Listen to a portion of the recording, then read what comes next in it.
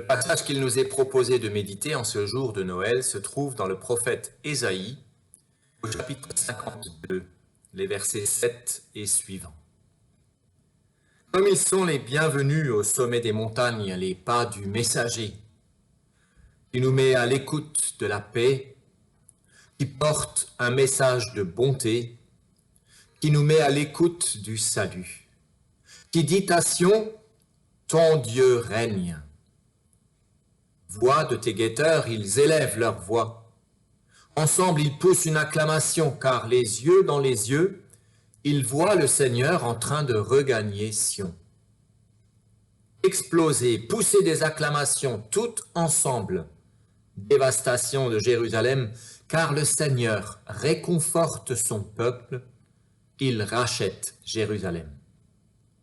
Le Seigneur met à nu sous les yeux de toutes les nations, le bras déployant sa sainteté. Et tous les confins de la terre verront le salut de notre Dieu. Il fait plutôt figure de doux rêveur, ce prophète, lorsqu'il annonce la paix, la bonté, le salut, le règne de Dieu. En réalité, son pays a plutôt triste mine, à l'heure où il proclame le message qu'il a reçu de la part de Dieu. Les Babyloniens ont envahi le royaume du Sud et tout le pays est en ruine. L'incrédulité du peuple est manifeste et son désespoir est grand.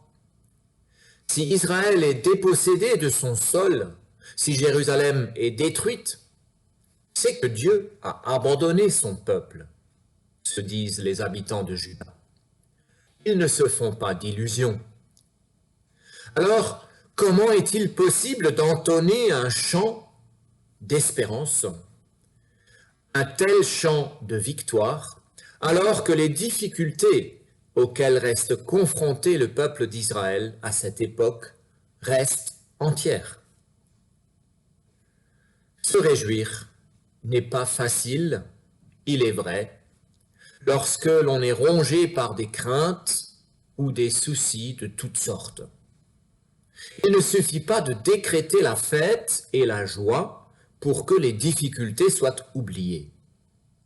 Ceux d'entre nous qui ont le cœur lourd pour diverses raisons le savent.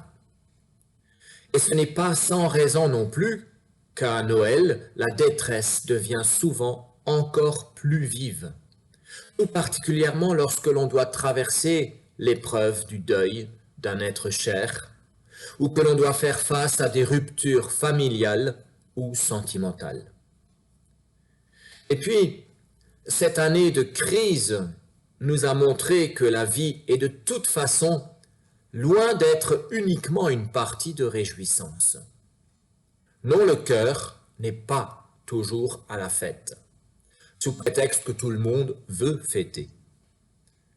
Comment est-il alors possible que le prophète, qui pourtant a traversé lui aussi toutes ces rudes épreuves, partage avec ses contemporains et avec nous aujourd'hui de telles paroles d'espérance?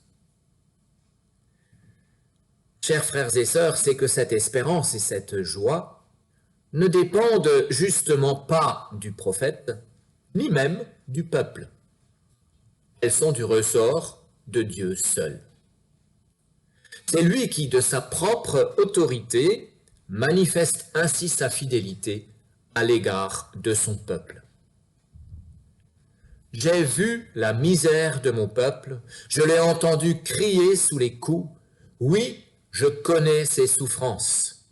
Je suis descendu pour le délivrer de la main de ses oppresseurs.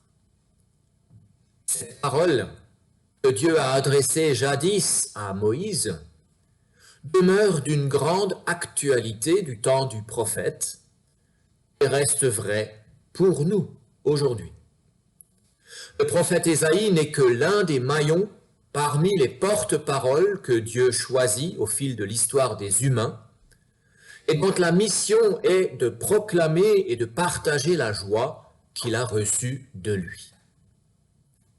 Des témoins chargés de rappeler que l'espérance s'inscrit à contretemps de l'ambiance morose et triste qui peut envahir les cœurs humains, et cela à toute époque, comme aussi aujourd'hui.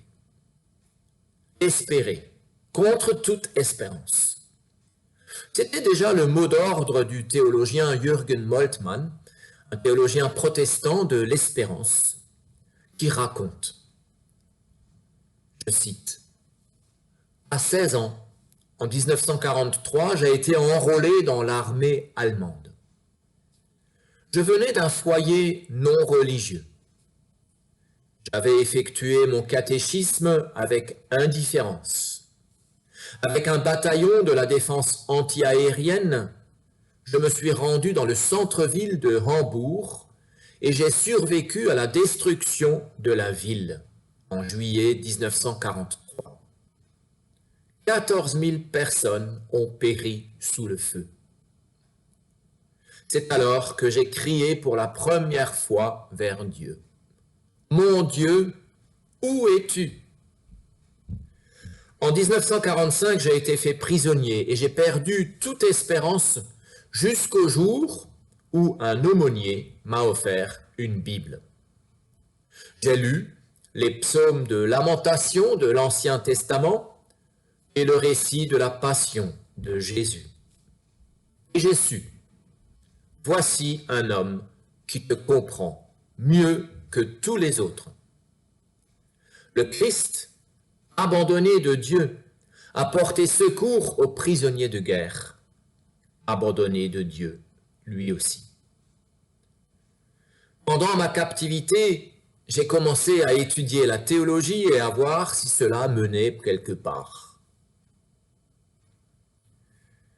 Voilà. La théologie de Jürgen Moltmann peut se résumer par cette affirmation clé, comme il la résume d'ailleurs lui-même, dans la fin, le commencement. Im Ende der Anfang. C'est ce qu'il a vécu. C'est ce qu'il a exposé dans sa théologie de l'espérance. Et c'est aussi l'expérience de Jésus-Christ. Dans la fin, il y a le commencement. Dans la croix, il y a la résurrection. Pour lui, espérer, c'est entrer dans un nouveau commencement, et rien que cela donne déjà de la joie. N'est-ce pas là où nous en sommes aussi aujourd'hui? Nous sentons qu'une ère se termine et qu'autre chose va arriver. La crise sanitaire contient en germe la révolution qui est en cours et qui va secouer sur ses bases toute la civilisation mondiale dans laquelle nous avons tous notre place. Nous ne savons pas quels bouleversements nous attendent encore durant cette année qui va venir. Mais nous portons au plus profond de nous ce sentiment que la crise peut encore s'amplifier dans les temps à venir. Et cela suscite, bien sûr, de la peur, de l'angoisse, aussi des réflexes de protection, de repli sur soi. Nous sommes tous sensibles à cela, autant à l'échelle personnelle que aussi sur le plan des nations. Chacun cherche à protéger ses intérêts du mieux qu'il peut, mais cela ne pourra pas empêcher la crise de perdurer et de se développer. Alors, où encore peut là se trouver la joie de Noël?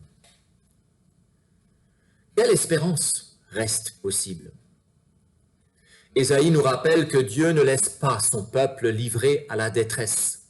Il manifeste son attachement en annonçant la joie et le salut et en proclamant son règne sur Israël et sur les nations.